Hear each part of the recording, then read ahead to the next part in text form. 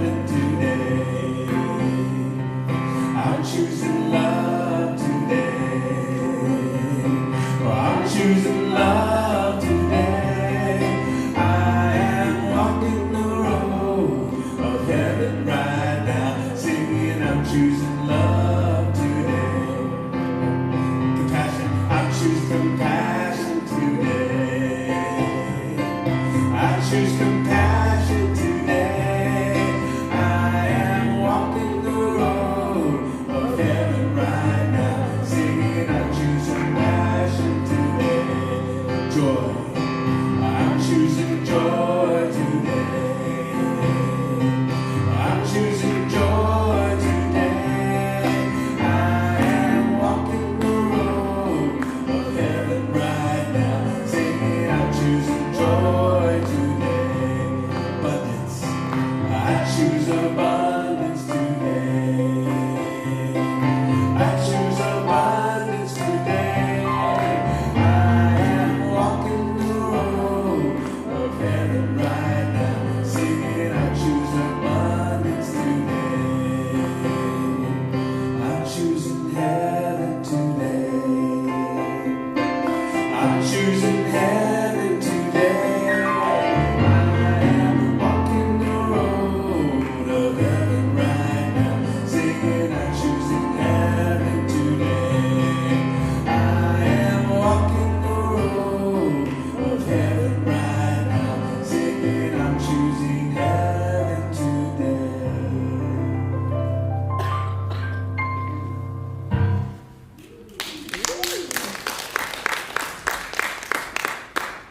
Oh, good morning, everybody.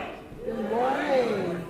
Welcome, welcome, welcome to the Center for Spiritual Living, Yolo. My name is Reverend David Clark. I'm the senior minister here, and it is my pleasure to welcome you here on this wonderful morning. You know, overcast or no, I like it when it cuts the heat down. I appreciate overcast in the summertime. Bring it on. It's nice to have a little relief. And speaking of a little relief, I don't know how that ties in with you, Billy, but hey, please welcome our, and say good morning to our music director, Billy Larkin. Hey, Billy. I'll try to be a little relief. Probably comic relief, I think. Yes, thank you. Yeah, no, how you doing? Good. Yeah, me too. Good. It's been a good week. Very exciting today because we have a new favorite guest artist in the center. Catherine LeBlanc is with us today. Yay! Singing a couple of great classic American pop songs. Just really great stuff. So looking forward to that. Yes. Pop songs that are tied in with our... That are tied in with the theme. Yes. That's Excellent. That's our goal. Awesome. So, one of the things we like to do around here is declare who and what we are and what we believe at this center. And we do that initially with our Heartivism covenant. You get the play on words, Heartivism, activism. Activism with heart? Yeah, you getting it? All right, cool. So we start off with this, and you are not required to recite it, but this is a declaration of what we do at this center. We stand firmly in the truth that every human being is an expression of the divine. We affirm that all people, every race, nationality, gender identity, sexual orientation, economic status, ability, past action, and belief are inherently worthy of love, dignity, and respect. We commit to being love in action. We will respond to fear with faith, to hate with compassion, and to injustice with sacred action. We are the presence of peace. And so it is. So, what is Science of Mind? If you're here for the first time, and you're wondering what it is we're talking about here at this center, we study a textbook called The Science of Mind, written by our founder, Ernest Holmes. And basically, Science of Mind teaches that there is a loving intelligence behind all life. and that by changing how we think, we can change how we live by aligning ourselves with that loving intelligence and to bring about our good. Quite simply, there is a power for good in the universe greater than you are, and you can use it. One of the ways we use that great power at our disposal is through what we believe, what we choose to believe. And we have 4 core beliefs at this center, and I want to share them with you now. Number 1, we believe that love is all there is. Love is everything. Is a call for love, an expression of love, washed in love. You try making one move in your life without thinking of something or someone that you love. I bet you can't do it. You're probably thinking of somebody you love right now. So love is intertwined in everything we do. So we pay a lot of attention to what we love and how we love in this philosophy. Number 2, all thought is creative and influential. Thoughts are things. And everything that you see around you has been preceded by thought, by intention, including your beautiful selves. So we pay a lot of attention to what we think and what we believe in this philosophy. Number 3, we believe that you are whole, perfect, and complete exactly as you are right now. Exactly as you are right now. We believe this because we come from a whole, perfect, and complete source that only makes whole, perfect, and complete things. You are one of those things. So, it's a very easy calculation to make, yes? All right. Number 4, we believe in a world that works for everyone, and we're working from that world together. It's a world that operates on love and law and cause and effect the same way it has since the beginning of time. And what we are doing is using those natural laws and using those natural principles to bring about the good that we want to see in this world. And so that is us. That's what we believe. And that leads us to my favorite time of the day, our Namaste time, a time when we get a chance to acknowledge that whole, perfect, and complete shard of infinite, the divinity that rests within each of us. It's a chance for us to let that divinity rise up in us and meet the divinity of another person and just acknowledge it. Say hello with Namaste. So,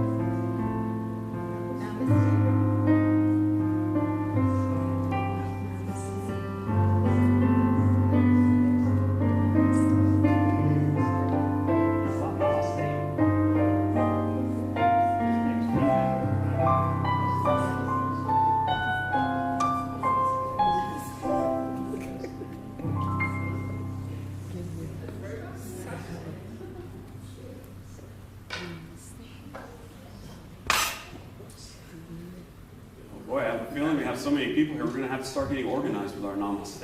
No, we don't. No, we don't. It's Namaste. No, we don't. Yes, we've got to get organized, people.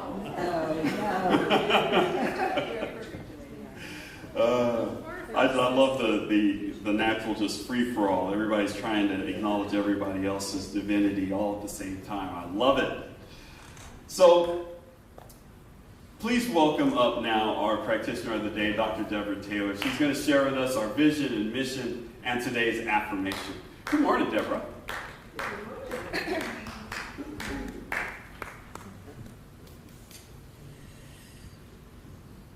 Good morning, CSL. Why? Because we love you. You're catching on.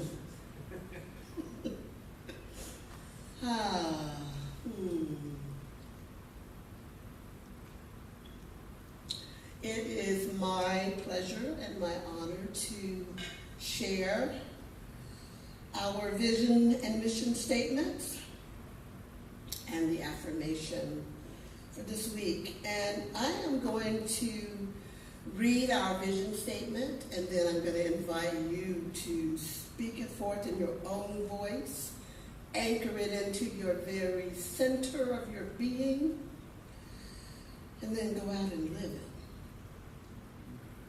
it. Okay. Our vision is to create an environment for all to realize the power of spiritual connection. So let's say together, our vision is to create an environment for all to realize the power of spiritual connection. And in support of that very awesome vision, we have a mission. And the mission part is the embodiment part. That's the part that we do. Get in there. And get in there and be it. So I'm going to invite us to allow the breath to deepen itself in its own perfect rhyme and rhythm. And as you inhale this invisible stuff we call air, that we do you trust air to support your physical existence? Yeah? You trust, have you ever seen it? Have you ever seen, well, if you see air, it is not a good thing. Let's just put it this way. Smoggy.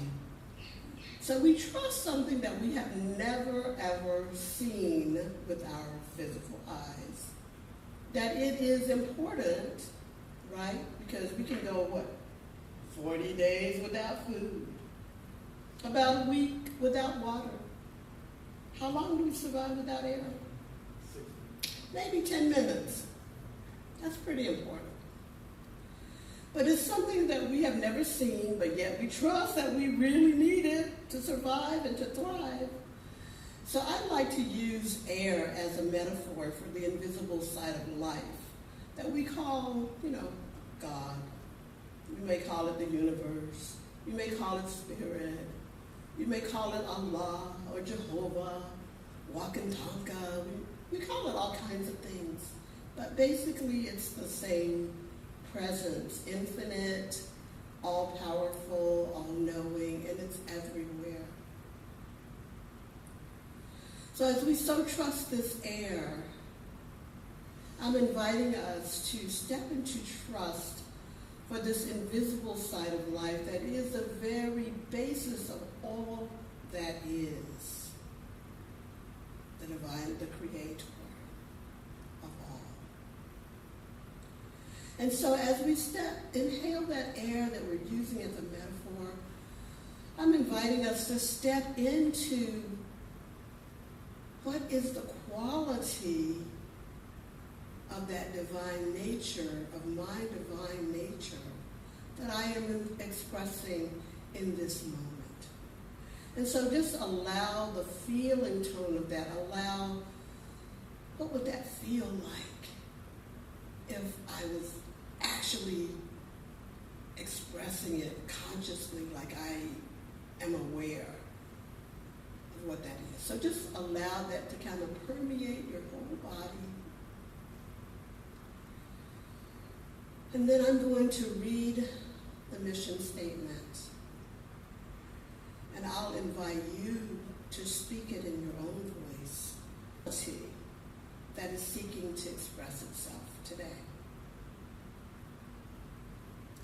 So our mission is to provide a sanctuary for all to be lifted and inspired to embody spiritual principles and to live their inherent greatness.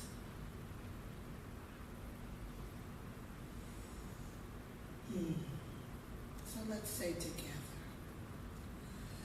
Our mission is to provide a sanctuary for all to be lifted and inspired to embody spiritual principles and live their inherent greatness.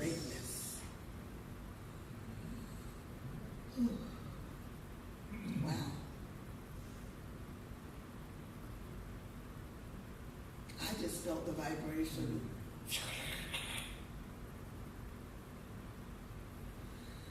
So remaining in this consciousness, I will read our affirmation for this week,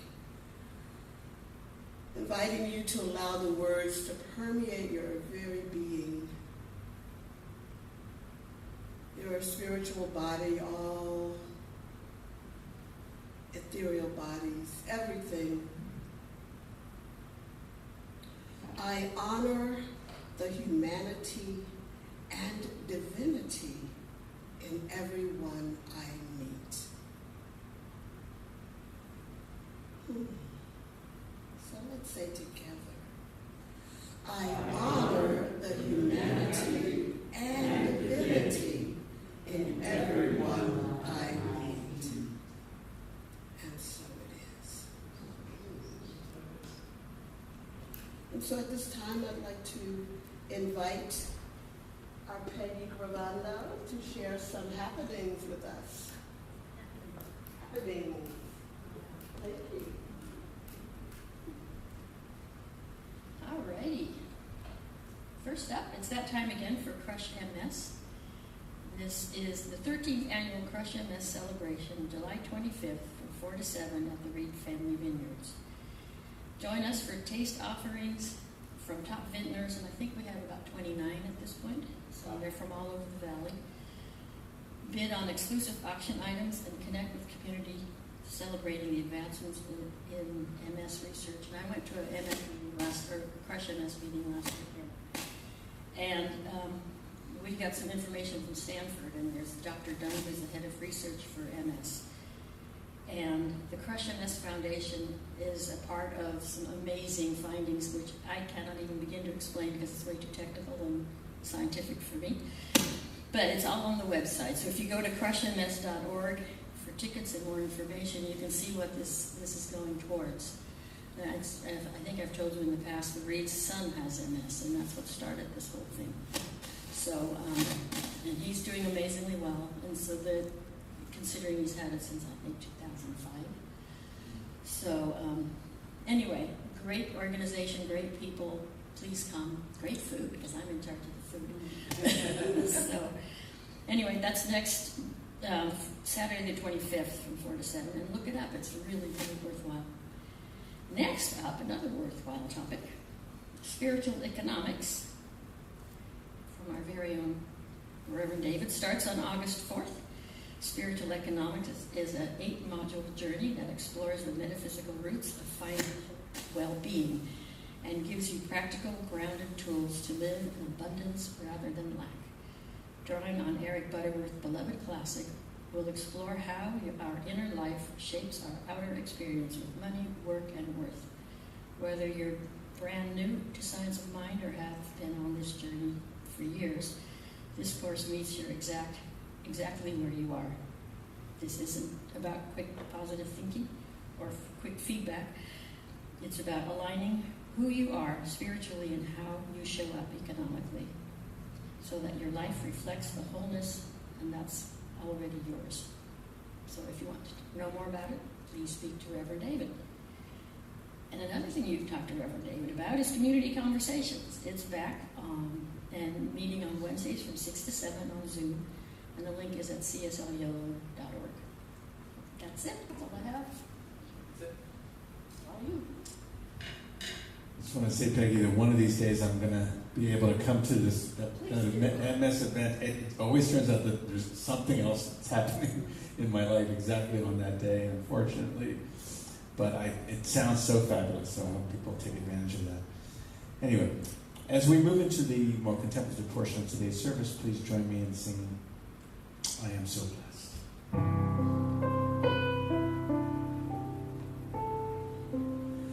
I am so blessed, I am so blessed, I am so grateful for all that I have. I am so blessed, I am so blessed, I am so grateful, I am so blessed.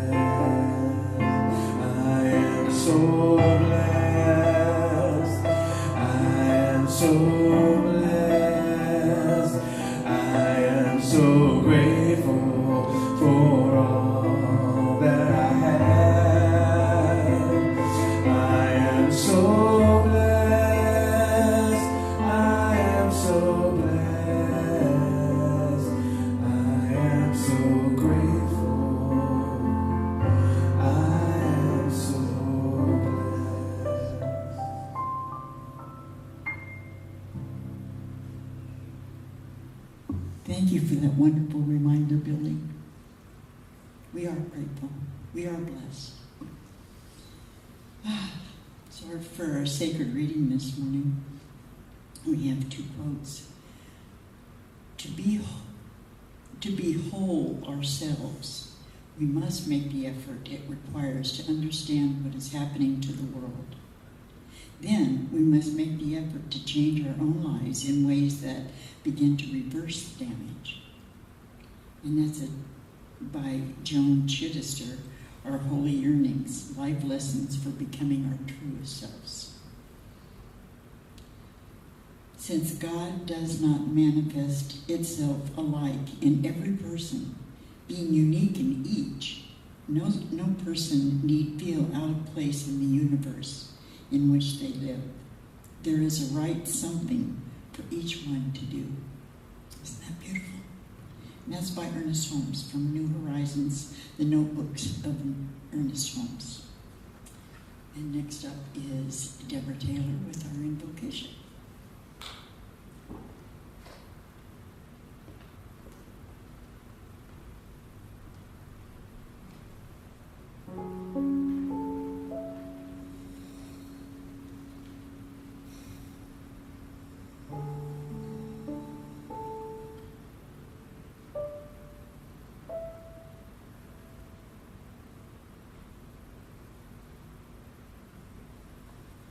I invite you to allow the breath to deepen itself in its own perfect rhyme and rhythm.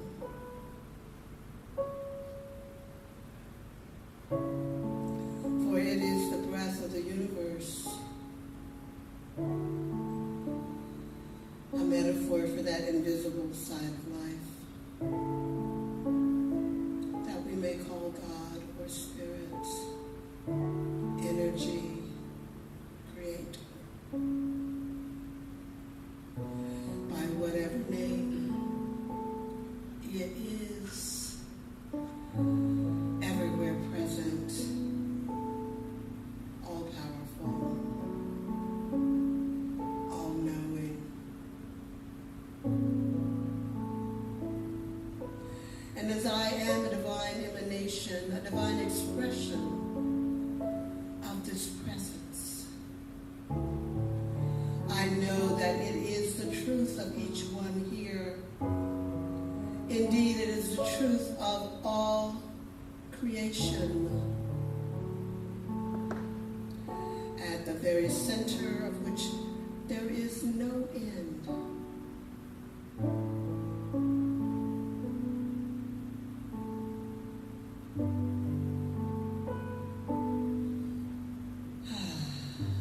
So,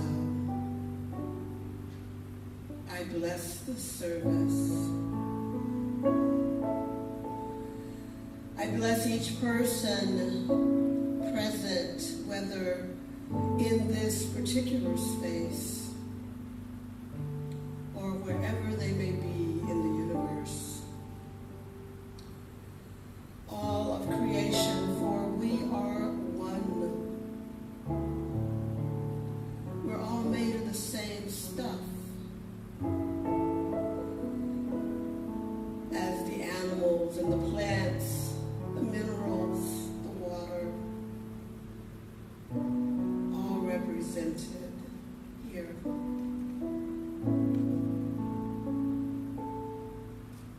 Love.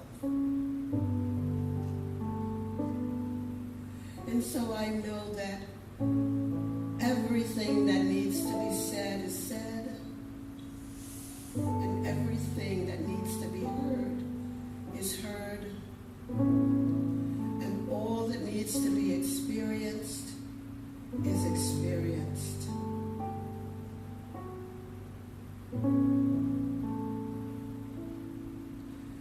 And so as I release my word in blessing and in knowing that all is well,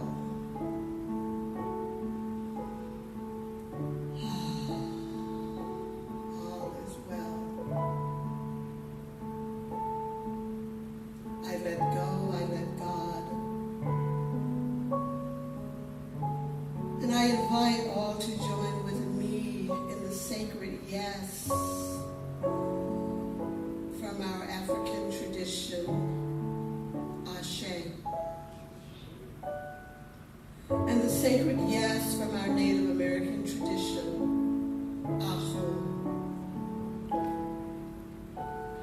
sacred yes from our Judeo-Christian Islamic traditions. Amen. As we say yes, and so it is.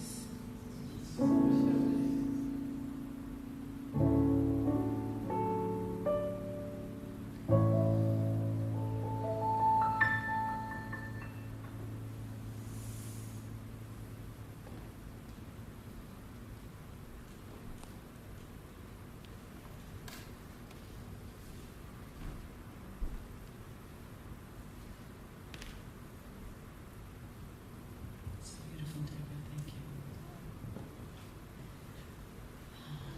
It's nice to be back here. I love this place. I love you. I love all of you. It's great. Oh, we're so happy to have you.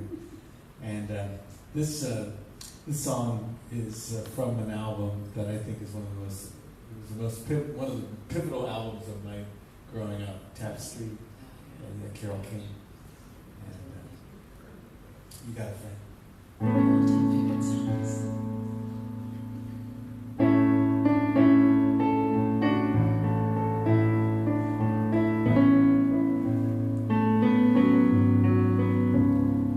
When you're down and troubled and you need a helping hand, yes, sing along. And nothing's going right.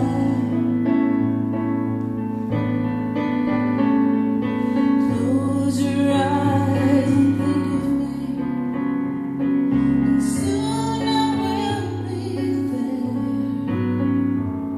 to brighten up even darkest night. You just call my name, and you know wherever I am, I'll come running to see you again.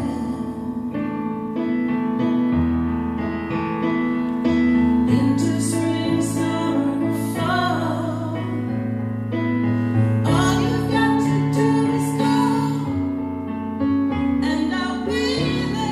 Yes, I will. You've got a friend. You've got a friend. If the sky above you should turn dark and full of clouds, and that old north wind begin to blow,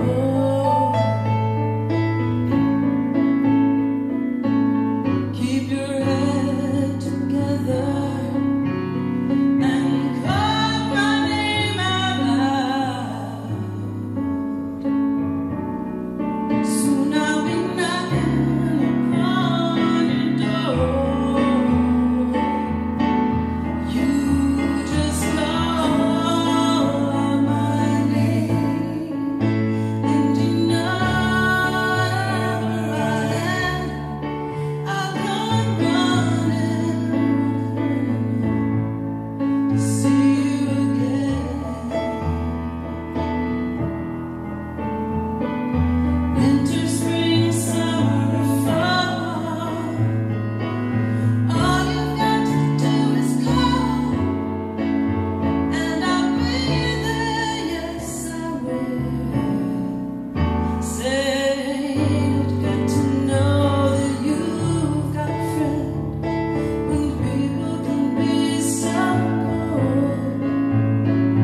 They'll hurt you, they'll desert you, they'll take your soul if you let them. Whoa, but don't you let them. You just call out my name, and you know wherever I am, I'll come running to see you again.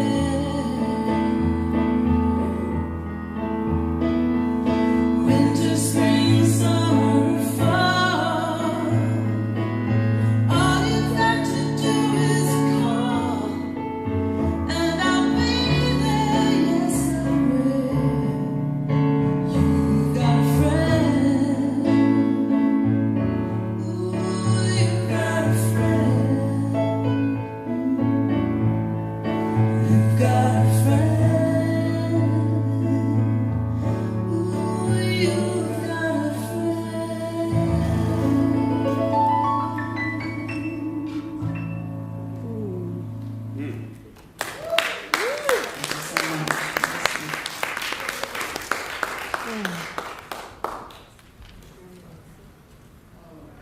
Thank you, Catherine. That was wonderful. Check, check. Am I on? Okay. Cool. So, You've Got a Friend. What a great song. What a great sentiment.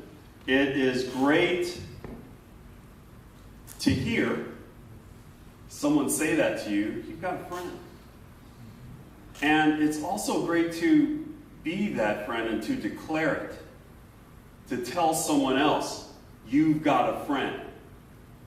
In me, I will be there for you. How wonderful it is to feel so close to someone that you're willing to give over a little bit of your consciousness and to say, hey, you know what? You need me, I'll be there.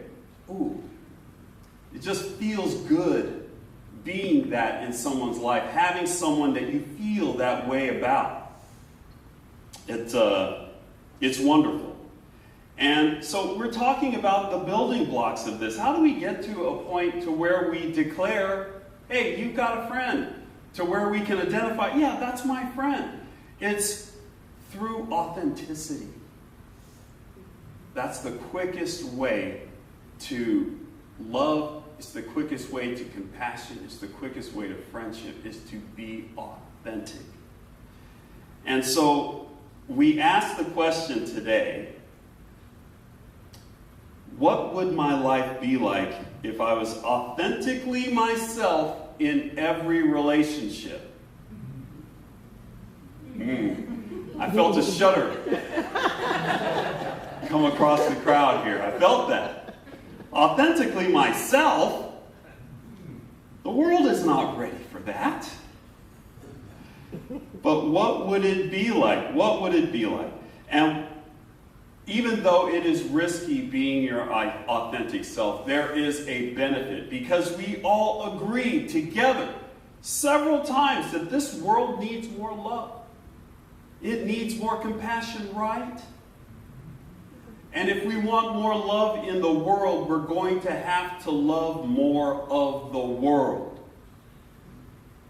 And I say more of the world because it doesn't matter what part of the world that you're loving. More love is more love. As I have demonstrated boldly to you up here with my journey through learning about okra, right? My journey about learning about possums, which I had very strong opinions about, but I turned my hatred into love. And even though it was like a hatred of a vegetable and a hatred of a little animal that's never met me and doesn't care how I feel about it, even though it's changing my feelings about those things, I still learned something. I learned something about myself. I learned something about the world. I became unburdened. And every time you drop something that you hate, you stop hating something, you grow. You make more room for love. More room for love to come out of you and more room for love to come in. So it's very important that we love more of this world. And how do we do that? We can do that through relationships, through authentic relationships with each other, where we take off the mask that we normally wear for various reasons, and we reveal our true selves. The world is ready for your true self. The world needs what you have to give. Period. We need more reality in this world. We need more real people in this world. Yes? All right. So why bother? Why bother with authenticity? Well, one of the things it does, if we are authentic, then it ends our inner war, our inner debate with ourselves about what we're gonna reveal, what we're not gonna reveal, what mask we have to keep up at this time, and then we can switch masks, we put them up at this time when we're in this place, and then we get to. If you're just your authentic self and you bring your authenticity to every situation, you don't have to worry about what mask you wear when you're in a different environment. It also lets us truly see the divine in each other. We must learn, Ernest Holmes said, we must learn to see through the apparent to realize that at the center of every person's soul, God is enthroned. We are all human beings, yes? And I am convinced that making mistakes is part of the human experience. Do you know any humans that have gone through their life without making any mistakes? No? Neither can I. And so that forces me to conclude that being human is being imperfect, and that is part of our perfection. That's what makes us so great, because we make mistakes, we learn from those mistakes, and we change, and then we do something else, and we move on, and that's how we live in this world, on this planet. That's how we roll. So we can be a little bit more comfortable about revealing ourselves as imperfect, because that's what we are. That's why we gravitate towards people that are authentic and vulnerable with us, and that unlocks some permission and license within us to be authentic with the world. So what we're going to do today is go through 5 reasons that we hide behind masks.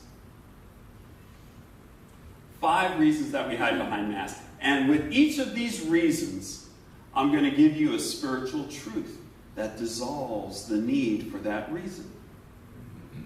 Okay? All right, let's give this a shot here. First, we've got the good old fear of recognition. Oh, sorry. Fear of rejection. Thank you for keeping me honest. Fear of rejection and abandonment. Fear of rejection. Boy, that's a big one. That's why I made that number 1 first, because nobody wants to be rejected. And men, I can tell you, are really sensitive about this. If we are in an environment and I say something that I'm hanging out with my friends and I say, oh yeah, I like that. And I'll say, what? You like that? What is wrong with you? Oh man, you see this guy? He likes this. Oh my goodness. Oh, come on everybody. Let's pile in. And then guys will just pile in and make fun of you because you love to knit or something like that. You know, we will just pile on and let you know that that's not appropriate for you to be sharing with anyone, for you to be liking, for you to be doing. That's not appropriate. And when we're young, we learn that. It's like, okay, I've got to do this on my own. I cannot share this with friends. I've got to enjoy my knitting by myself. And I was going to make everybody a nice sweater, but forget that. They don't appreciate it. So when we are already whole, perfect, and complete, and divinity is already here, and that's the fact of the matter, your permission to be authentic doesn't come from anywhere else. It doesn't come from anywhere outside of you. You are already authorized to be authentic. Boy, we love creators. We love musicians. We love rebels. But it's funny, the second someone starts to rebel, we stone them. How dare you do something different than everybody else is doing? How dare you? So society doesn't know. We're sending these mixed messages. We elevate people that create, and then we knock them down. And we appreciate that as, oh, the struggle that they went through. They didn't have to go through that struggle if we just accepted their authenticity from the get-go. And the best way to accept someone's authenticity is to be authentic yourself.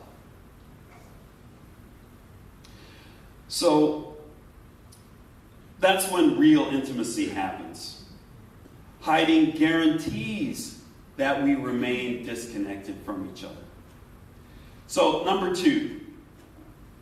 This is a big one. Shame about not being enough. About being perfect.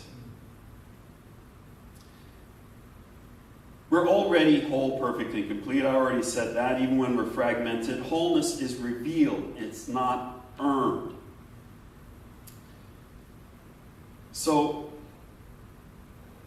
making the mistakes that you have, living the life that you have, making your choices, making your decisions, dealing with the consequences, all that is the flavor of life. And as I said before, that is part of our perfection as life forms. That's how we live and grow, through our imperfections, through our mistakes, through the things that we may not be proud of. We are already enough. We're enough for God. That's why we're all here. And we all have something to give. And we cannot give all that we have to give from behind a mask. From behind us doing things that we think other people want us to do. We must be ourselves. We must. Number 3. Old wounds and inherited patterns.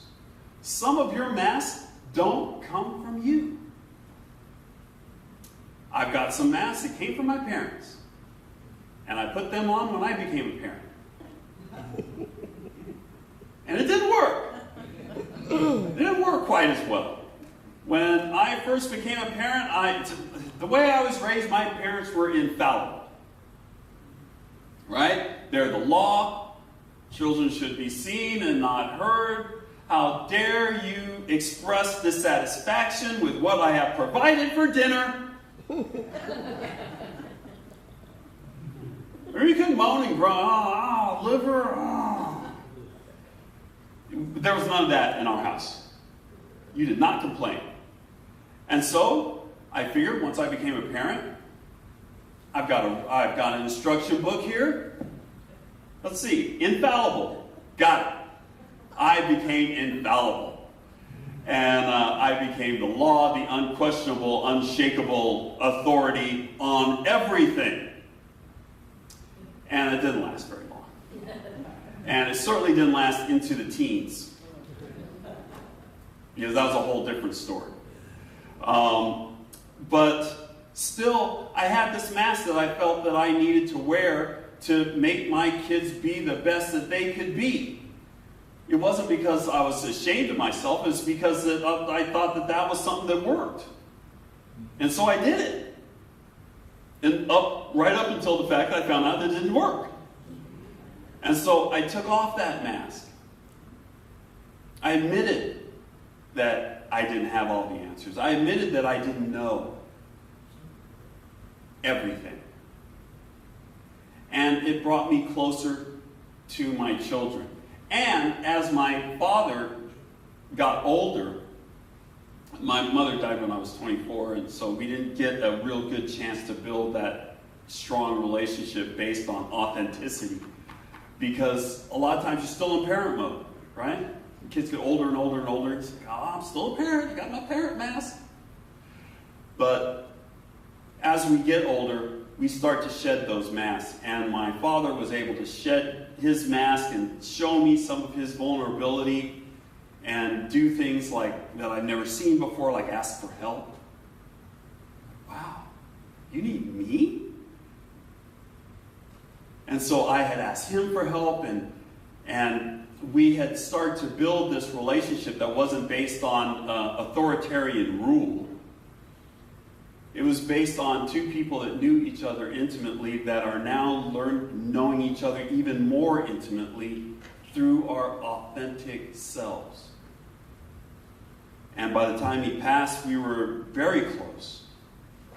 And so that's another place that our mask comes from, is from an inherited pattern. Number 4, fear of what our full self reveals about others. What's this one about? Not sharing your excitement about a new direction in your life because a friend is struggling, and it might sting. It's difficult to celebrate that new job you got. Oh my goodness, I worked so hard for this job. I lobbied for this job, and I finally got it, and I'm making so much money. This is terrific. It's very difficult to go and crow about that to your friend who's looking for a job that is down on his luck, that doesn't seem to be working out, and here you come. Guess what great things happened to me? Don't we love that, friend? Oh, we know people like that. Well, every relationship is a mirror. We can't see in ourselves. We often meet in another. And so, while we may want to temper our joy and elation, it doesn't mean that we can't share it and then know the same is happening for our friend. And approach our friend like that. Okay? Not just solely about you and about the gifts that God has given you, but God's given me gifts, God's given you gifts. God's given you so much. Your good is on the way right now. Your perfect job is headed towards you, just like my perfect job is headed towards me. Everything that is happening with me, I know can happen with you.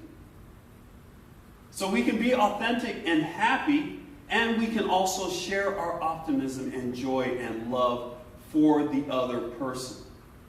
It doesn't have to be all one thing or all another.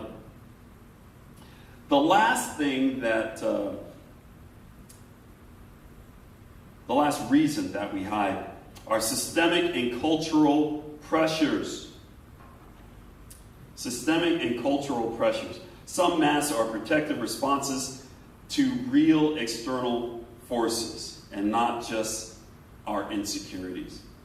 For example, softening honest feedback in a meeting because the culture rewards agreement over honesty, especially for those newer or lower in the hierarchy. Have you ever had this happen? Somebody makes a presentation, it's like, hey, what'd you think? The person that made the presentation, they clearly want a positive affirmation. Hey, what did you think about that? You get the vibe? I want positivity. Don't bring me no bad news. Like, well, it was great. Except for that one part in the middle where you kind of, and then it's, yeah, no, we don't talk about that one part in the middle. It was great. We accentuate the positive to this person. Even if they're asking for honest criticism and feedback, we still only accentuate the positive and may not give the full story. Because that's our culture. We don't want to give bad news. But in our authenticity, we owe it to that other person to tell the truth. And we can do it in a tactful way, but the truth we must tell. Otherwise, that person's not going to get a clear representation of what they did. So it begs for us to be honest and authentic. Authenticity is so powerful. Have you ever had somebody come up to you and share something with you that you would never tell anyone else? How do you feel about that person that shares that with you? You think, oh, you poor sap, you never should have told me that. Why in the world did you do that? With me, it makes me feel a little bit closer to that person. Especially if they're going through something that I'm going through, that I'm afraid to talk about. Somebody comes up to me and says, oh man, I got a bad rash. It's like, oh wow. That's something that I wouldn't tell anyone else. But I got one of those rashes too. What are you doing about it? Oh, I looked on the internet, I can't find anything, but I found this one salve. Oh, you did? Oh, what is it? What's the name of it? Okay, thank you. Oh, that was wonderful. Something great happened from that authentic sharing, from that vulnerability. I told you before, my lovely, wonderful, beautiful, talented wife, who's not here, is what you call, oh boy, she's gonna really nail me for this. She's gonna nail me for this. She is very social. And sometimes she overshares. And sometimes she overshares to strangers, randomly, out in public. We'll be standing in a line, and she'll tell somebody about the breakfast we had that morning. And I'm like, oh gosh, Heather. But she's so authentic, right? She's so authentic, and she'll share that with you, and I'll be moaning and groaning, and then they'll say, and then the person will share with them, oh, I know a great little breakfast spot. It's cheap, and the food is so good, it's on some best of town list. And then Heather will turn to me and say, oh, well, we got to go there. And I'm like, okay, yeah, let's go there. They got the stuff that I like, and so we'll go there. And time again, I have rolled my eyes about something that Heather is sharing, and then it has turned out that intimacy, that authenticity that she shared, opens up the other person to share something of themselves with us. And more often than not, it always turns out good. And I still haven't learned. So, be your authentic self. Okay? I'm not thinking that the world necessarily needs to know everything about me. But I appreciate the fact that Heather is so authentic and so open that she shares of herself. And she makes strong relationships. She opens people up quickly because she herself is open. And so every time she does that, it's a lesson to me. I learn, it's like, wow, how good is this? Once again, I learned to just keep my mouth shut and not try to say, oh, Heather, they don't want to know about that. Hey, no, I don't quell that at all. I appreciate it, I embrace it, I appreciate her ability to do that. And I try to work on my own ability to do that. I like to be vulnerable, I like to share, I like to make fast relationships. So this leads us to our home play. Are you ready to take some of this into your own lives and into the world? And bring more of your true, authentic selves out there? That's what's needed. You turn on the TV, do you see authenticity? Let me ask you again, since you're not too sure. When you turn on the TV, do you see authenticity? Not a lot. Not a lot. That is what this world needs. It needs you to be your authentic self, to bring forth the only instance of you that there will ever be. God has worked hard to bring you to being. Each and every one of you is a masterpiece, a work of art that is once in a lifetime, once in a existence, you will be here. And so you're very special. You have something to give. You have something to contribute to the good of this world. Don't hide it. Bring it forth. Let the world see you shine. So, our home play. Number one, identify your reason. This week, notice which of the 5 hiding patterns that I just detailed here. Notice which one shows up for you and in which relationship. This is not an opportunity for you to notice when you got your mask on and for you to say, oh, I got my mask on, I shouldn't do that, oh, I'm so bad for doing it. No. No judgment. Do not judge yourself. These are automatic, and like I said, sometimes they come from elsewhere. They come from the culture. They come from our parents. Sometimes they come from us and our experiences. It's no one's fault that you're wearing this mask. Just become aware of it.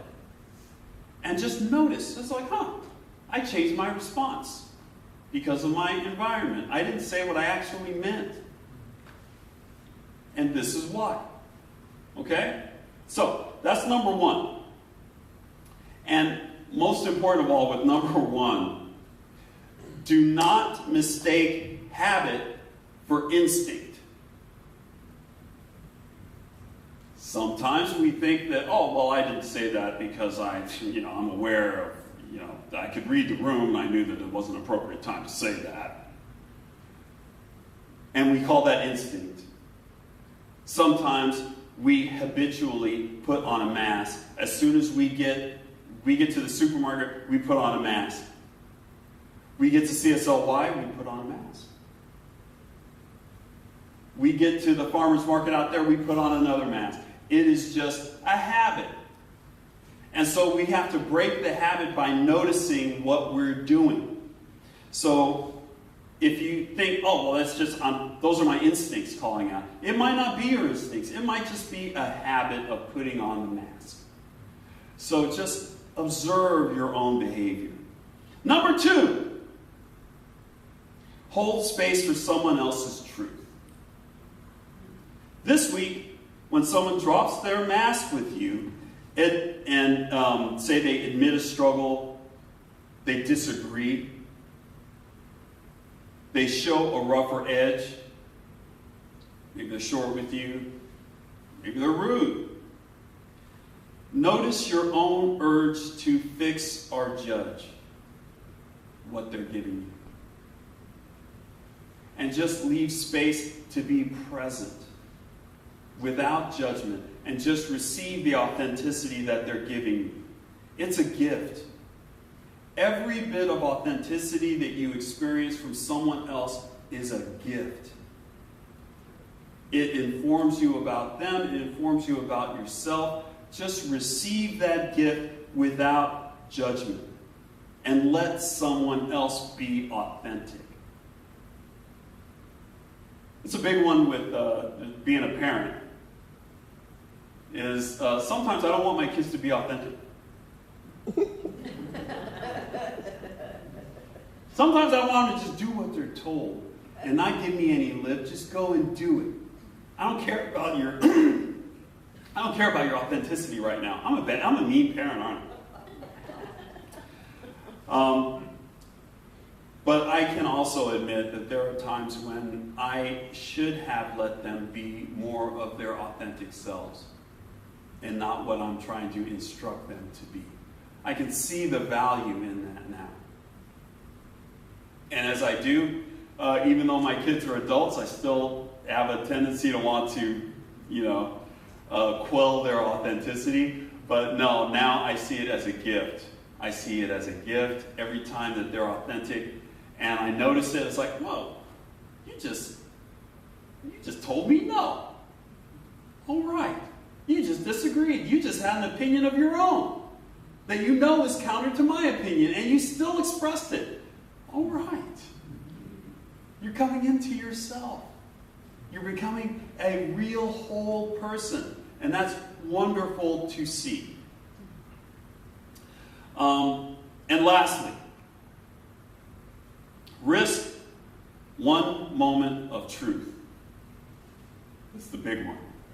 Pick one relationship and one specific moment this week to consciously choose authenticity instead of the mask.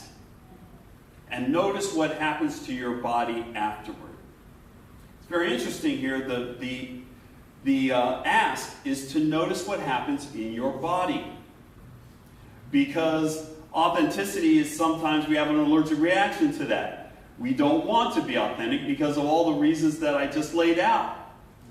And so our body physically tightens up when we are forced into authenticity. It can. But if we ignore that notion to minimize ourselves and just let ourselves be authentic at a time when we would normally not be, observe what happens. Observe what happens to your body, what happens to your mind, what happens with the other person or people that you're being authentic with. And pick a safe space. Okay, there's nothing wrong with picking a safe space. I always say start small. You don't have to, go to the supermarket or to your quilting club and tell them about all the rashes that you have. Just start slow. Just slow down, and pick something that's easy with someone that's safe, and practice your authenticity with them. Okay, so we're on board. Yes. The word of the day is authenticity. And so I know that as we set out to be more authentic, we will be more authentic. Period. Because we accomplished what we set out to do. So if you want to be more authentic, you will be. And if you want to have more authentic relationships, you will have them. And it all starts with you. Realizing and embracing the whole, perfect, and complete thing that you are right now. So let's take that into prayer.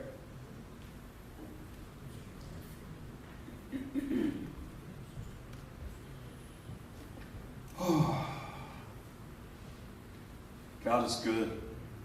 All the time. All the time. All the time. Yes, yes. God is good. God is all. God is everything. God is in us and around us. We are made of God's stuff.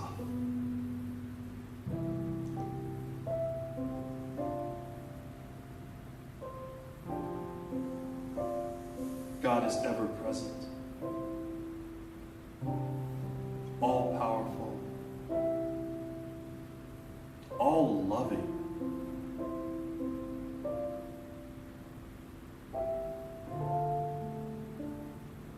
and all good.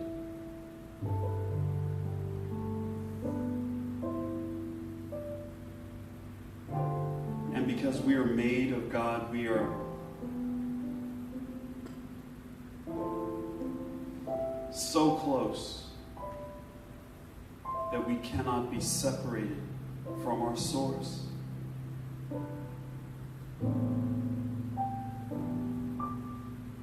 We are loved.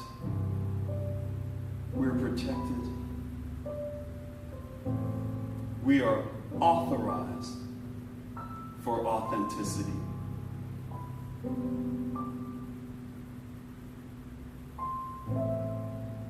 Each one of us, individual shards of the infinite.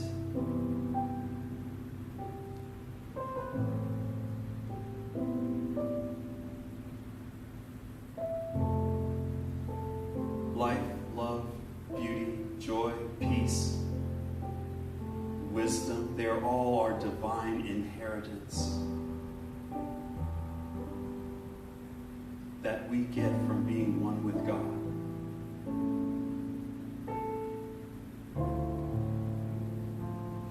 So we don't have to fear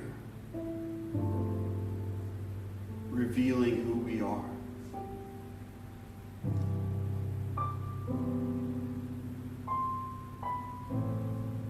don't have to fear.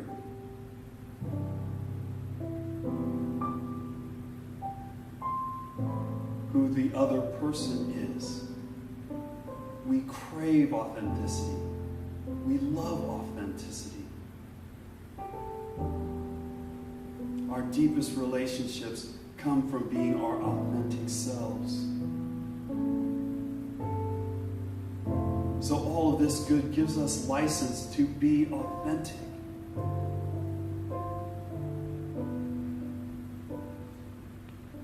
To be our loving selves.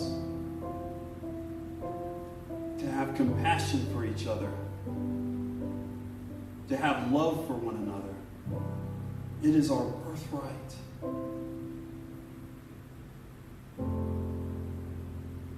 And so I know that this is true. I know that this is done. And I know that this is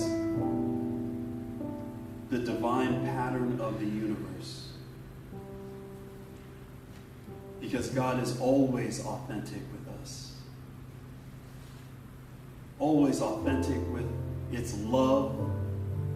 Always authentic with its support. Always authentically loving. Each and every one of us. Not just because you're in this room, but because you exist.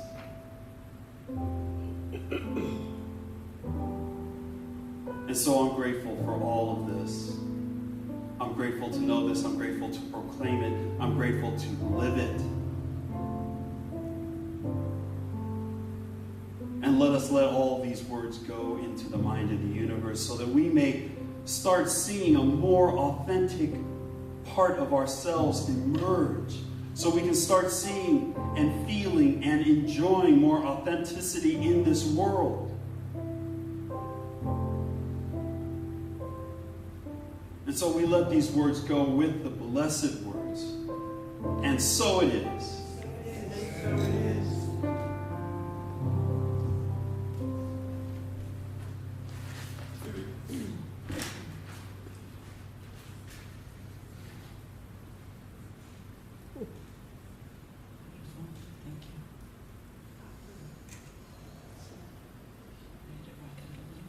Yeah. This is also a sing-along. Please do sing.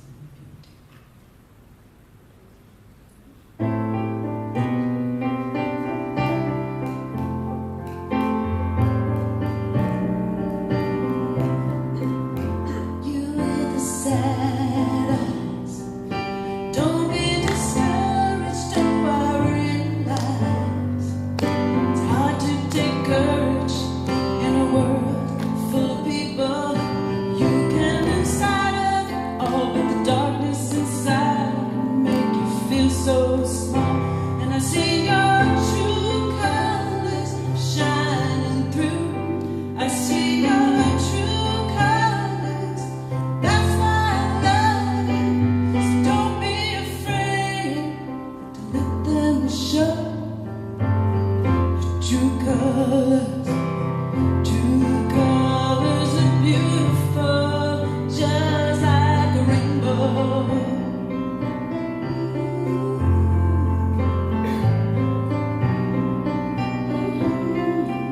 Show me a smile then. Don't be unhappy, can't remember when last saw you laughing.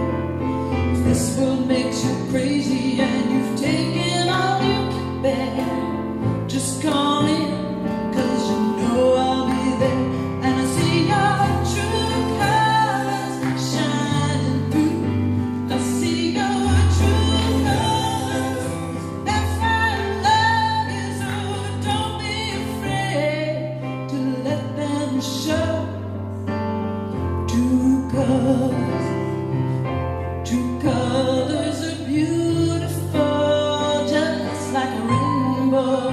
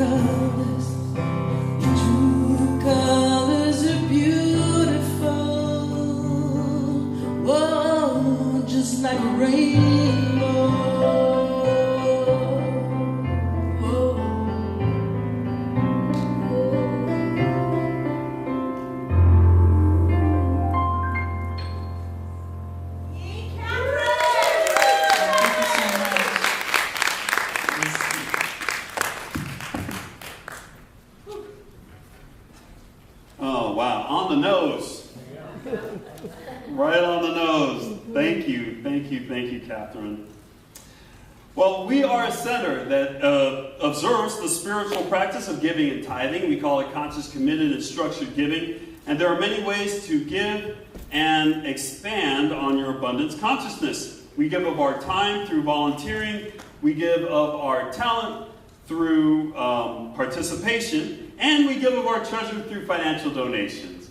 Your gifts help us in our mission to be lifted, to provide a sanctuary for all to be lifted and inspired to embody spiritual principles and live their inherent greatness. As you may know, our tithing partner for the next 4 months is the Yolo County SPCA. Through their adoption program, public education and outreach, and active promotion of the benefits of spaying and neutering, Yolo County SPCA strives to provide a better future for the people and pets in our community. Yes, so we align with that, and a portion of your tithe is going to go to help support them. So, there are many ways to give. You can text to give at our number that's on the screen here. Very simple process. You can visit our website. If you're visiting us online, you can go to cslyolo.org and click on the upper right-hand corner. That's a donate button there. You can also send a check or money order to CSL Yolo at the address that's on your screen now. And lastly, you can just put some money into the plate that is coming around to you shortly. So, now that we know why we give and we know how to give, let us enter into the sacred consciousness of divine abundance. And I ask you to place your hand over your heart, symbolizing that vibrational energy of circulation, and say with me our abundance affirmation. I give with an attitude of abundance, knowing that as I give, I do receive. Today, I celebrate my prosperity and my ability to share from my overflow of good. I give from the knowledge that all is well. What goes around comes around. We give what we receive. Circle of abundance that is there for you and me. So give what you get what you give. Living in abundance is the only way to live. Give what you get what you give. Living in abundance is the only way to live.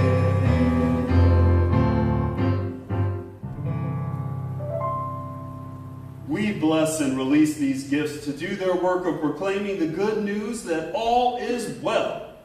As we have freely given, according to the law of circulation, it returns to us, full measure, pressed down, shaken together, and running over. So we will have more, we will always have more to enjoy and to share, to give and to spare. For this we give thanks. We let it be so, and so it is. Thank you, Heather. All right, a couple of things we want to say to our children, the children that we have headed in this direction, and the children that we have nestled deeply in our hearts. We say we love you. We love you. We're here for you. We're here for you. And we're so glad you're here. We're so glad you're here. All right, we believe in the power of connection at this center. And what does that mean? That means that we believe that we are unbreakably connected to Spirit, and we're also unbreakably connected to each other. And that connection has power. And we utilize that power in the form of prayer. So if you find yourself in need of prayer today, please let us know so that we can pray for you and we can see God working through your life in what you're dealing with right now. So prayer practitioners, raise your hands. All right, you can come to any one of us and request prayer, and we will happily sit over there in our lovely prayer section and discuss the goodness of God with you. So alternately, if you want to just leave a prayer request in writing, you can write a prayer request and leave it in that box that's at the welcome table in the back that has God's entire vocabulary inscribed on it, and that is yes.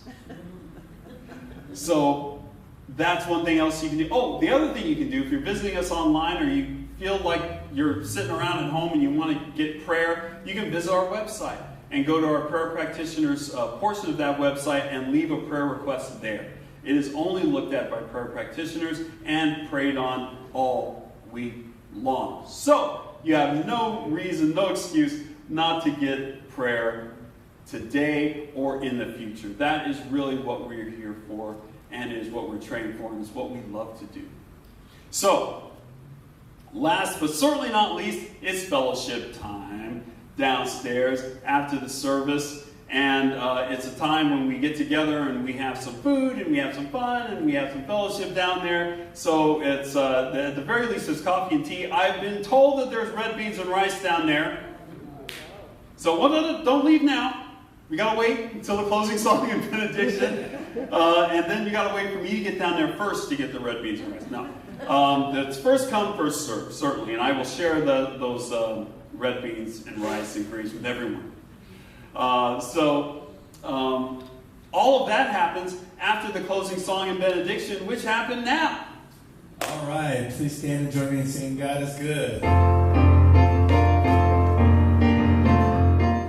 God is good all the time. God is good all the time. God is always there for me, so I let go and let it be. Love is good all the time. Love is good all the time. Love is always there for me, so I let it go and let it be. God is good all the time. God is good all the time. God is always there for me, so I let go and let it be.